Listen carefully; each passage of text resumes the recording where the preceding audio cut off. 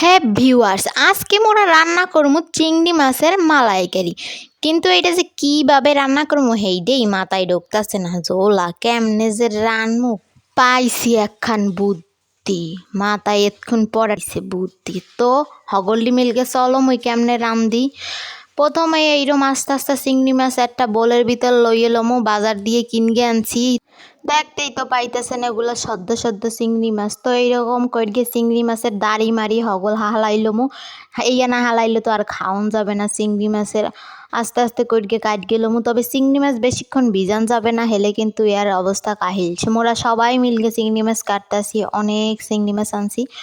এইরকম এক এক করিয়ে কাটগে সুন্দর করিয়ে এর উপর দিয়ে খোসা ছাড়াইয়া চিংড়ি মাছগুলা লইলাম। এর পর এর সুন্দর মতো করিয়ে রাঁধতে হবে। এখন এই খোসা না ছাড়াই গেলে তো আর রান্ধা যাবে না, বুঝলেন না। আপনারা তো হগলটাই চিংড়ি মাছ খাইয়ে থাকেন। তো চিংড়ি মাছ রান্নার জন্য ব্যবহার করবো মস্তবা ফরচুন সয়াবিন অয়েল। এরপরে নিবো আস্তে একটা নারকেলের এইরকম সিল্লা এর রস নিতে হবে।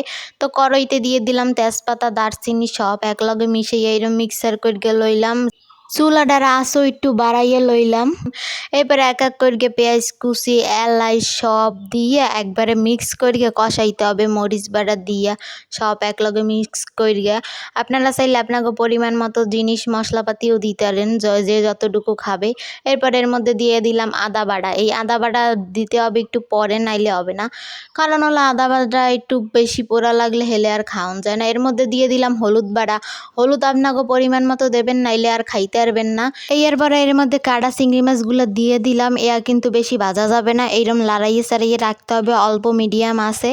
এই সুন্দর করিয়ে কষান গের পর চিংড়ি মাছগুলো হলুদ যখন হবে তখনই দিতে হবে আসল জিনিস। তো আসল জিনিসটা কি লন দেখাই সবাইরে।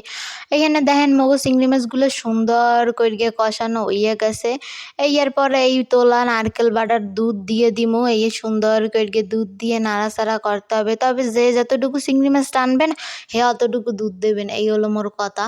এই সুন্দর করিয়ে দুধ দিয়ে দিলাম। এরপর আস্তে আস্তে করিয়ে নাড়াচাড়া করতে হবে। তো নাড়াচাড়া করলেই হবে না, রাখতে দিতে হবে কিছুক্ষণ সময়। তবে হ্যাঁ, এই চুলার আঁচ কিন্তু বেশি বাড়ান যাবে না। এটা কিন্তু চিংড়ি মাছ ভাই, এটা কিন্তু মাংস না। হ্যাঁ মুই আগের তাই কইয়ে থইলাম। এইরকম সুন্দর করে একটা কালার আইয়ে পড়বে মগো চিংড়ি মাছ রান্দায়। এর মধ্যে দিতে হবে আদা বাড়া। দেখেন গাইস মগো চিংড়ি মাছ রান্দা হয়ে গেছে, এত সুন্দর ফ্লেভার আইতেছে আর দেখতে অনেক সুন্দর লাগতেছে। এখন মগো খাওয়ানোর পালা, মুই তড়াতাড়ি করে খাইতে বইলাম। তবে এই চিংড়ি মাছ অনেক মজা হয়েছে গাইস।